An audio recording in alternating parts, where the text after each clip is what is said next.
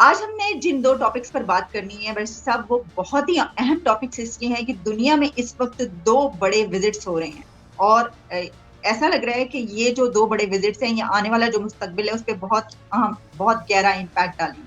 دیکھیے اس وقت پوری دنیا میں یعنی یو ایس نیوز سے لے کر رائٹرز اور بلومبرگ اور جیو نیوز ہر جگہ پر جو خبر پبلش ہو رہی ہے اس کی ہیڈ لائن تک ایک ہی طرح کی آ رہی ہے اور وہ یہ ہے کہ Japanese prime minister is in India and Japan planned $75 billion investment across Indo-Pacific to counter China. یہ جاپان نے انڈیا میں پلیج کیا ہے $75 بلین چائنا کو کاؤنٹ کرنے کے لیے. اور اسی کے ساتھ دوسری خبر یہ ہے کہ چائنیز جو ہیں شی جن پنگ وہ پہنچے ہیں رشیا ماسکو. تو پریزیڈنٹ پوٹن سے ان کی ملاقات یہ بھی بڑا اہم وزٹ ہے. تو سر سب سے پہلے آپ سے سوال ہوگا کہ جو جاپانیز پرائم منسٹر نے $75 بلین کہا جا رہا ہے انویسٹ کیا ہے ٹو کاؤنٹر چائنا, تو سر اس کا کیا بہت گہرا امپیکٹ آپ دیکھ رہے ہیں, آپ اس کو کیسے انالائز کریں گے؟ دیکھیں جی, ڈیفینیٹلی اس کا بہت گہرا امپیکٹ ہے, لیکن جو دنیا میں نئی جیو پولیٹیکل اسٹریٹجی ڈیولپ ہوئی ہے انڈو پیسفک کے حوالے سے, اس کو سامنے رکھتے ہوئے یہ تو جسٹ ایک ٹپ آف دی آئس برگ جس کو آپ کہتے ہیں, یعنی یہ محض جو کچھ انڈو پیسفک کی پالیٹکس کے حوالے سے ہونے والا ہے اس کی ایک چھوٹی سی جھلک ہے. اور جیسا کہ پوری دنیا میں اس پہ تبصرے ہو رہے ہیں اور پوری دنیا اس بات کو مانتی چلی جا رہی ہے کہ جو اپ کمنگ جتنی بھی ڈیولپمنٹ ہے, خواہ وہ ٹریڈ ہے, انویسٹمنٹ ہے یا کمپٹیشن ہے آپ کی بزنسز میں, کسی بھی طرح کا جو ایون پولیٹیکل اور کمپٹیشن ہے, اس میں انڈو پیسفک جو ہے is going to be the centre of the focus. اور اس کے پیچھے یہ بات یہ نہیں کہ یہ جاپان نے کوئی آل آف سڈن یہ ڈیسیجن کر لیا, بلکہ آپ جو ہے وہ اگر یونائٹڈ اسٹیٹ آف امریکہ کی جو اسٹریٹجک ڈاکومنٹیشن دیکھیں, جو انہوں نے گزشتہ نیکسٹ 10 to 15 ایئرز کا اپنا جو روڈ میپ تیار کیا ہے اور جو بلو پرنٹ دیا ہے کہ یونائٹڈ اسٹیٹ آف امریکہ کا فوکس اور سینٹر آف اٹینشن جو ہے وہ نیکسٹ 10 to 15 ایئرز کیا ہوگا, تو اس میں بڑا کلیئرلی انہوں نے کہہ دیا کہ یہ ساری جو اٹینشن ہے یہ انڈو پیسفک کی طرف جو ہے اور ساؤتھ چائنا سی کی طرف مڑ رہی ہے. اور اس میں جو انہوں نے بجٹ مختص کیے ہیں, ایسٹیمیٹ کیا ہے, پروجیکٹ کیا ہے, وہ ٹریلینز آف ڈالرز ہیں. It's not up in billions, it's trillions, جس کا مطلب یہ ہے کہ آئندہ 2 ڈیکیڈز میں یونائٹڈ اسٹیٹ آف امریکہ کی جو میجر اسپینڈنگ ہے, خواہ وہ ملٹری پہ ہے, ٹیکنالوجی پہ ہے یا ٹریڈ اور انویسٹمنٹ پہ ہے, اس پہ یہ ٹریلینز آف ڈالر جو ہیں یہ اس جو ہے علاقے میں, اس خطے میں جو ہے وہ ہوں گے. تو اس حساب سے ظاہر ہے کہ یہ اکیلا جو ہے وہ یونائٹڈ اسٹیٹ آف امریکہ نہیں کر رہا ہے, اس کے ملٹیپل پارٹنرز ہیں, جس میں کہ آپ نے پہلے دیکھا کہ جو مختلف قسم کے ریجنل گروپنگز بن رہی ہیں یا الائنسز بن رہے ہیں, جس میں انڈیا بھی ہے, آسٹریلیا بھی ہے, دوسری طرف سے جو ہے United State of America, England اور آسٹریلیا ہے, یہ سارے مل جل کے تو جس طریقے سے اس کو کر رہے ہیں, تو اس کا مطلب یہ ہے کہ یہ ایک گلوبل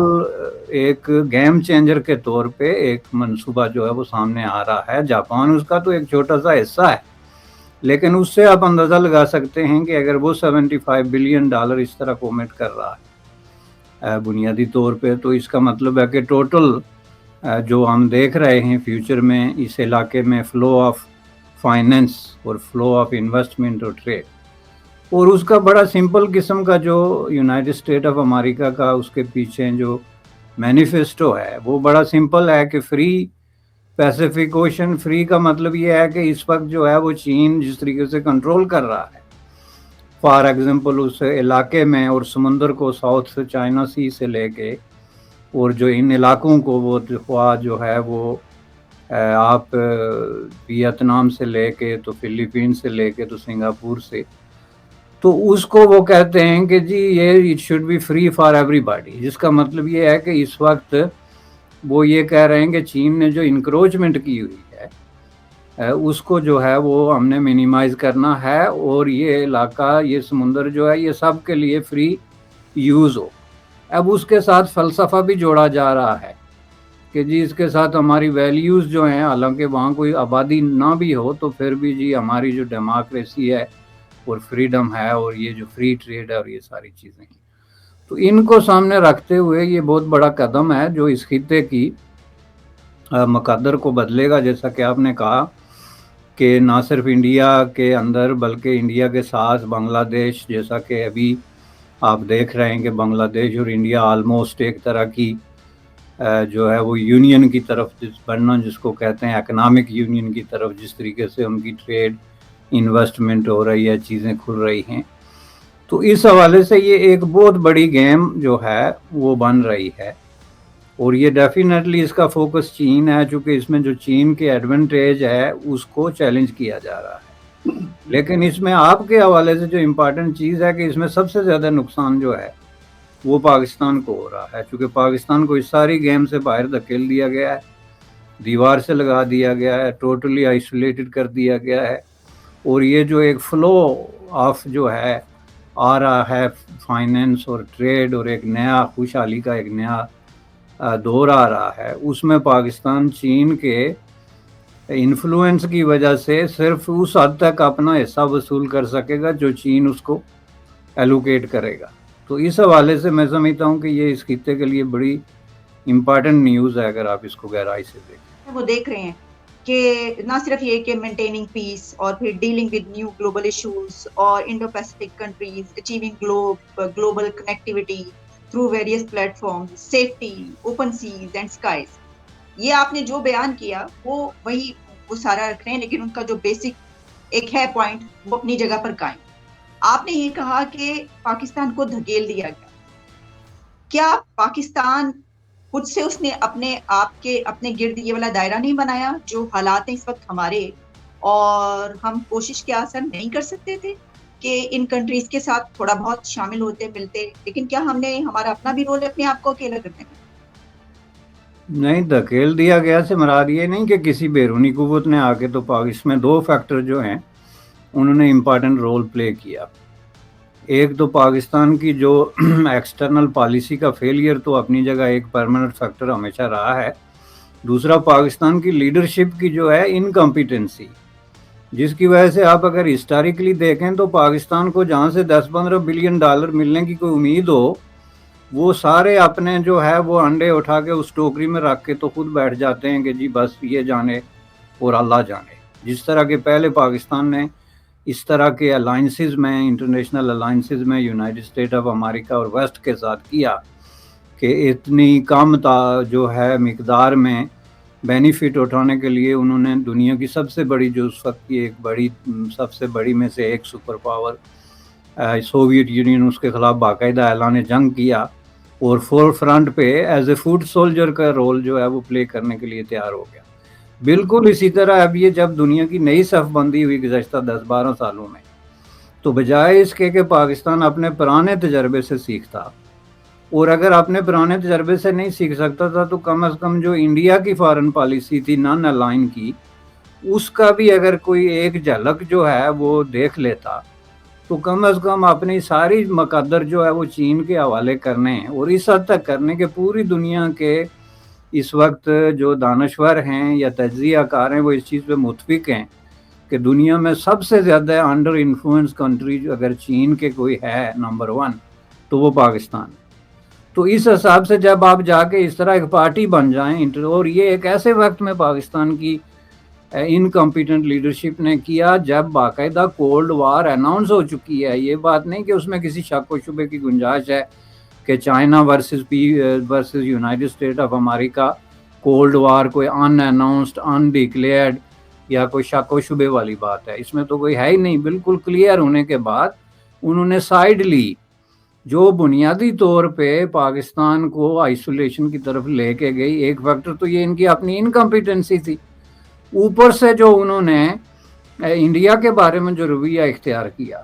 ظاہر ہے کہ وہ بنیادی فیکٹر کے طور پہ اس نے بھی ایک رول اس لیے پلے کیا کہ انڈیا نے یہ پوسچر اختیار کرنے سے پہلے کہ ہم آپ کو آئسولیٹ کریں گے، باقاعدہ پاکستان کو وارن کیا، بار بار وارن کیا۔ اگر آپ مودی صاحب کی 2014-15 کے بعد کی سپیچز دیکھیں تو انہوں نے باقاعدہ جلسہ عام میں، حالانکہ یہ عام آدمی کا ایشو نہیں ہے، یہ کہا کہ ہم آپ کو بہت برے طریقے سے جو ہے وہ آئسولیٹ کر دیں گے۔ اور ظاہر ہے کہ پاکستان کو یہ دیکھنا چاہیے تھا کہ کیا ہم چین کی ایک جو ہے وہ کلائنٹ سٹیٹ بننے کی وجہ سے اس ایجنڈے کو باقاعدہ جو ہے وہ سپورٹ تو نہیں کر رہے کہیں کہ ہم خود ہی آئسولیشن کی طرف اپنے آپ کو دھکیل رہے ہیں۔ تو اس طریقے سے یہ 2-3 فیکٹر، ایک تو failure of external affairs, incompetency of the leadership, اور تھرڈلی جو ہے وہ انڈیا کے بارے میں بہت زیادہ انڈو فوبک اور دشمنانہ قسم کا جو رویہ تھا، اس نے پاکستان کو دنیا سے بالکل الگ کر کے رکھ دیا۔ اب اس کی حالت یہ آ گئی کہ وہ صرف اپنا کشکول چین کے سامنے رکھ کے بیٹھ سکتا ہے، اور اس کو دنیا اس طریقے سے ہی ٹریٹ کرے گی جیسے کہ ابھی ہو رہا ہے کہ مثلا آئی ایم ایف جو جس طرح کا سٹانس لے رہا ہے، جس طرح کی ٹیکٹیکل مووز لے رہا ہے، وہ بھی ظاہر ہے بالکل کلیئر ہیں کہ آپ ساری شرائط مان رہے ہیں A to Z، جو کبھی بھی پاکستان کی تاریخ میں نہیں مانی گئی، تو پھر بھی آئی ایم ایف آپ کو کہتا ہے کہ از ناٹ انف۔ تو اس کا مطلب کیا ہوا کہ آپ نے اپنے آپ کو خود ہی جو ہے وہ آئسولیشن کے اندھیرے میں جو ہے وہ دھکیل دیا۔ سیکنڈ ٹاپک سے پہلے اس پر ایک لاسٹ کوسچن جاؤں گی کہ کیونکہ جاپان نے یہ جو پلیج کیا ہے یہ انڈیا میں کی، تو انڈیا میں موجود ہے، تو اس سے انڈیا کا کتنا تعلق ہے؟ کیا یہ پیسہ وہ انڈیا کو دے رہا ہے کہ انڈیا یہ سب کرے، یا وہ اس کو کیسے آپ الیبوریٹ کریں گے کہ ویسے تو تمام کنٹریز کی بات کی گئی اور بہت سارے ایشوز کی بات کی گئی، لیکن انڈیا کے اندر کھڑے ہو کے کیا؟ نہیں، یہ انڈیا کے لیے ہے جی، اور انڈیا کے ڈسپوزل پہ ہے، چونکہ اس علاقے میں ڈیفینیٹلی ظاہر ہے کہ انڈیا کو وہ ایک لیڈنگ رول دے چکے ہیں، اور west specifically United State of America اور اس کے الائز، اور Japan one of the top allies ہے، وہ اس بات کو اوپنلی تسلیم کر چکے ہیں کہ انڈیا کا اس خطے میں ایک لیڈنگ رول ہے۔ اس وقت دنیا میں واحد ملک جو ہے پاکستان ہے جو اس پہ اعتراض کر رہا ہے کہ یہ لیڈنگ رول ہم نہیں مانتے۔ باقی آپ مجھے ایک ملک بتا دیں انکلوڈنگ افغانستان یا کوئی ایسا ملک جو یہ کہہ رہا ہو کہ اس خطے میں انڈیا کا لیڈنگ رول جو ہے ہم اس کو چیلنج کرتے ہیں۔ اندر سے کسی کو پسند ہے یا نہیں پسند یہ دوسری بات ہے، لیکن ایک کنسنسس آف اوپینین جو انٹرنیشنل کمیونٹی میں ڈیولپ ہوا ہے، تو اس کی موجودگی میں ظاہر ہے اس علاقے میں جو بھی ڈیولپمنٹ ہوگی، کنیکٹیویٹی ہے، ٹیکنالوجیکل ایڈوانسمنٹ ہے، تو وہ تو ڈائریکٹلی چین کے ساتھ لنک ہے۔ تو چین کے ساتھ جب لنک ہے تو اس کا پھر ڈائریکٹ جو کمپیریزن بن سکتا ہے یا جو ملک اس کو کسی طریقے سے لیڈنگ رول پلے کر سکتا ہے وہ انڈیا ہے۔ تو یہ انڈیا کو ایک نیچرل ایڈوانٹیج جو ہے وہ حاصل ہو گیا، اس میں کوئی شک نہیں، لیکن یہ کہنا کہ یہ کوئی خدا کی طرف سے گفٹ ہے یہ بات نہیں ہے۔ اس میں ظاہر ہے اس کی لیڈرشپ کی اپروچ اور ان کی جو خارجہ پالیسی ہے اور جو سمارٹنس ہے کہ اپنے مفادات کا تحفظ کیسے کیا جاتا ہے، اس نے بھی ظاہر ہے ایک بہت بڑا رول پلے کیا۔ جی سر، دوسرا ٹاپک بھی اس سے بہت حد تک ریلیٹڈ بھی ہے اور اس کی الگ بھی ایک سگنیفیکینس ہے، جس میں ہم نے دیکھا کہ شی جن پنگ پہنچے ہیں پریزیڈنٹ پوٹن سے ملنے کے لیے۔ اب اس میں انہوں نے 3 چیزیں جو بیسک، انہوں نے 3 فیچرز ہیں اس کے جو بات کی، اس میں انہوں نے کہا کہ اکانومی، پالیٹکس اینڈ سیکورٹی، یہ ایشوز ہیں جس کے اوپر بات ہو۔ اور پھر یہ بھی کہا گیا کہ یہ جو دورہ ہے ماسکو پہنچنے کے بعد، اس پہنچنے سے پہلے چینی پریزیڈنٹ نے یہ کہا کہ یہ رشیا سے دوستی اور تعاون اور امن کا ایک سفر قرار دیا۔ تو سر کتنی سگنیفیکینس ہے اس کی، اور اس سے کیا ریلیشن بنتا ہے وہ جو اس سے پہلے ہم نے ٹاپک ڈسکس کیا اس سے؟ دیکھیں جی، اس کی تو بہت زیادہ ہے، اس سے بھی زیادہ سگنیفیکینس اس لیے ہے کہ ابھی جو ریسنٹ ڈیولپمنٹ ہوئی ہے، جو پریزیڈنٹ پوٹن کے خلاف جو وارنٹ نکلے ہیں انٹرنیشنل کرمنل کورٹ کی طرف سے، وہ ایک بہت بڑی ڈیولپمنٹ اس لیے ہے کہ وہ ویسٹ کی طرف سے ایک بہت کھلا قسم کا پیغام ہے کہ وہ کسی حد تک بھی جا سکتے ہیں۔ ایک لبِ نیوز انڈیا، انترراشٹریہ خبروں کا منچ۔